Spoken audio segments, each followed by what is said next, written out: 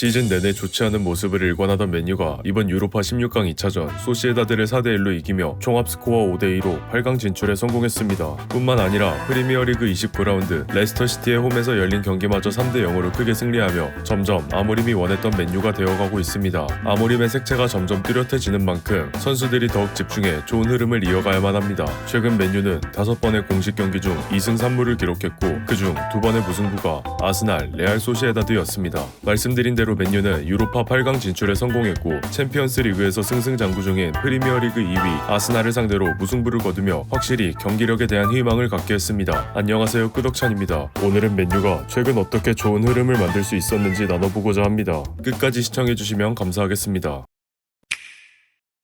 프리미어리그를 보는 모든 사람들이 알다시피 맨유의 성적은 아모림의 부임 이후에도 나아지지 않았습니다. 그러나 아모림은 본인의 트레이드 마크인 3백 기반의 3-4-3 포메이션을 유지했고 선수들이 이에 적응하도록 했습니다. 그간 맨유의 성적이 개선된 게 아니기 때문에 아모림이 계속해서 3백을 고집하는 게 맞는 걸까라는 의문이 들 수도 있는 상황이었지만 아모림은 사실 자신의 전술 철학을 바꿀 이유가 없습니다. 애초에 아모림에게 그의 주 전술이 아닌 다른 전술 혹은 포메이션을 요구할 것이라면 아모림이 아닌 다른 감독을 선임했을 테니 말입니다. 아모림의 걱정거리 중 하나는 맨유의 득점 과정에서 본인이 선수들에게 지시했던 전술적 움직임에 기반한 득점이 아닌 개인 퍼포먼스 혹은 역습과 같은 특수한 상황에 의한 득점이 더 많았다는 것입니다. 하지만 최근 소시에다드전과 레스터시티전은 그야말로 전술적으로 이뤄낸 승리라 할 수 있습니다. 그 첫 번째 해답은 스위칭입니다.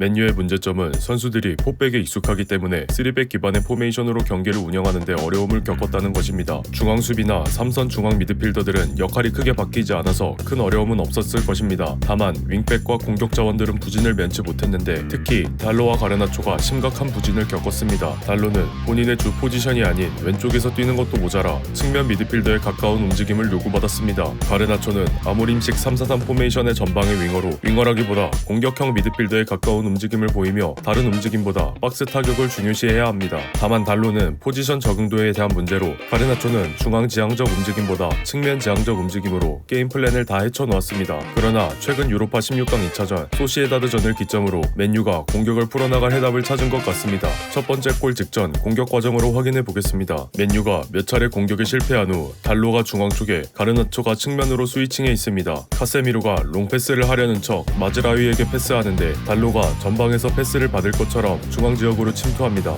소시에다드의 수비수들이 반응에 따라가지만 무뉴스는 따라가지 않고 계속 가르나초를 주시합니다. 가르나초가 마즈라위의 패스를 받으러 앞으로 나오는데 여기서 무뉴즈가 가르나초에게 낚여 측면을 비우고 나오게 됩니다. 그리고 그 공간으로 브루노가 이동합니다. 가르나초는 마즈라위를 통해 다시 카세미로에게 공을 전달하고 브루노는 소시에다드 선수들이 백패스에 정신이 팔린 사이에 소시에다드의 박스 안으로 달리기 시작합니다. 카세미로와 달로 사이에 패스길이 열려 있었기 때문에 달로 근처의 수비수 2명이 달로에게 달라붙습니다. 여기서 챕터의 주제인 스위칭에 대해 말하고 싶은 것은 첫 번째로 지금껏 가르나초가 공만 잡으면 측면으로 빠졌습니다. 스스로 골대와 멀어지는 생산성 없는 행동만 일관했다면 공 없이도 측면으로 빠져서 상대 수비수를 낚았다는 것이고 두 번째로 달로가 가르나초의 빈 자리를 정확히 채워주었습니다. 덕분에 상대 수비가 달로에게 시선이 빼앗겨 정작 침투하는 브루노를 보지 못했습니다. 덕분에 브루노는 공을 받아 호일룬에게 전달할 수 있었습니다. 호일룬은 마무리를 시도했으나 백태클을 당했고 이것이 파울로 선언되며 맨유가 PK를 얻게 됩니다. 브루노가 침착하게 성공시키긴 했지만 득점의 여부를 떠나 선수단이 서로의 부족한 부분을 스위칭을 통해 잘 보완한 점이 인상적이었습니다. 선수들이 경기를 치르며 전술적 숙련도를 점점 쌓아감과 동시에 빈 자리를 서로 채워주는 팀워크 또한 증가했음을 확인할 수 있었습니다. 아모림은 지금까지 각 포지션에 대해 직관적이고 확실한 역할을 부여했지만 선수들이 이를 수행하는 데 어려움을 겪는 것을 인지했습니다. 그러니 조금 유연한 방식으로 변경하여 경기 중 스위칭을 하되 스위칭을 하더라도 최적의 위치에서 할 수 있도록 선수들에게 알맞은 포지션을 조정해 주었습니다.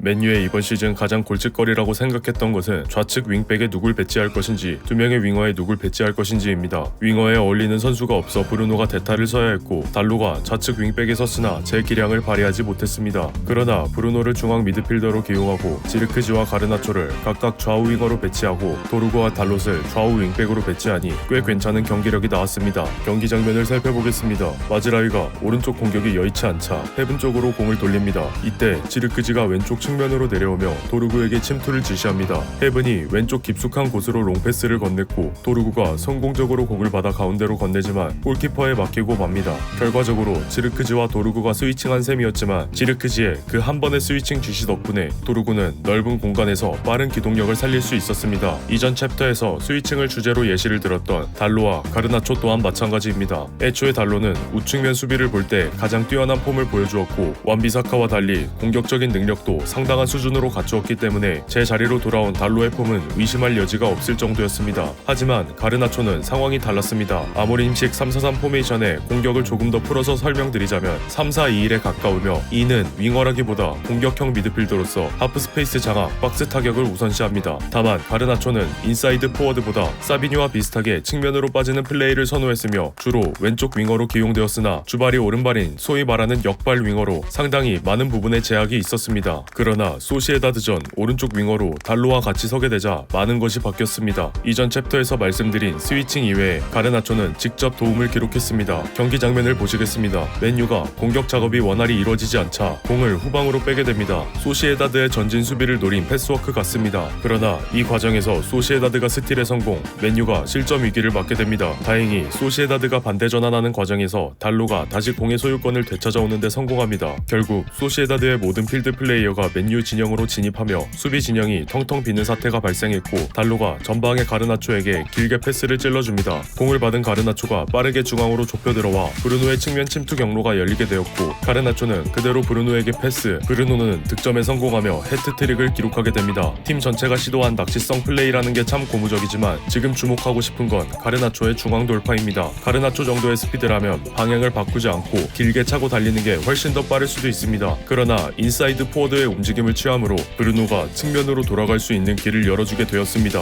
레스터 시티전 역시 마찬가지입니다. 가르나초의 득점이 터지기 직전 상황을 보시면 가르나초가 마즈라위의 공을 받으려 박스 바깥쪽으로 나오는데 이는 측면으로 빠지기 위함이 아닌 박스를 공략하기 위함이었습니다. 레스터의 박스 수비가 촘촘해 다시 공을 빼내야 했지만 한 바퀴를 크게 돌아 다시 공이 가르나초에게로 왔고 주발이 오른발인 가르나초가 차기 좋은 경로가 열리게 되었습니다. 단순히 가르나초의 움직임만 좋아진 것이 아닙니다. 가르나초의 주발이 오른발이기 때문에 더 빠르고 정확한 각도로 슈팅할 수 있는 이점이 생겼고 결국 이번 경기에서 득점을 기록하게 되었습니다. 그러나 맨유의 득점을 책임져야 할 선수는 따로 있습니다. 주포로서 각성해야 하는 호일룬입니다. 맨유의 경기력이 좋아졌다고 느끼려면 경기의 승패도 중요하지만 확실한 득점이 필요하고 그 득점을 책임질 호일룬의 폼이 중요합니다. 호일룬은 저번 소시에다드 전부터 경기 내내 경합에서 밀리지 않으며 지속적인 침투로 상대 수비를 끌어내었습니다. 간단히 말하면 경기에 임하는 적극성이 상당히 높아졌습니다. 공을 뺏기더라도 즉시 압박을 시도해 소유권을 되찾으려는 모습을 보여주었고 공에 대한 집요함은 호일룬의 집중력을 경기 내내 최고 수준으로 유지할 수 있는 원동력이 되었습니다. 호일룬이 도움을 기록하는 장면입니다. 도르구가 호일룬에게 공을 내주었고 호일룬이 바깥으로 빠지는 것을 보고 바로 돌아서 공간을 열어줍니다. 달로가 뒤에 빠져 있다가 중앙으로 침투해 들어오는데 호일룬이 침투 중에 중앙에 누군가 있는 것을 확인하고 즉시 컷백 패스를 내주었고 달로가 득점으로 마무리합니다. 이번 레스터전의 득점 양상도 호일룬의 경합 상황에서 시작됩니다. 호일룬이 수비수를 등 뒤에 둔 채 돌아서 패스의 흐름을 봅니다. 우가르테가 측면의 브루노를 향해 패스하는데 여기서 호일룬이 바로 뒤돌아 뛰기 시작합니다. 호일룬이 뛰기 때문에 레스터의 센터백들이 같이 뛰기 시작합니다. 박스 안으로 들어왔을 때 파이스 선수가 강하게 압박했다면 호일룬이 과연 득점했을지는 미지수이지만 압박보다는 슈팅 경로를 막는 선택을 했고 결국 호일룬은 경기의 첫 득점을 올리는 데 성공합니다.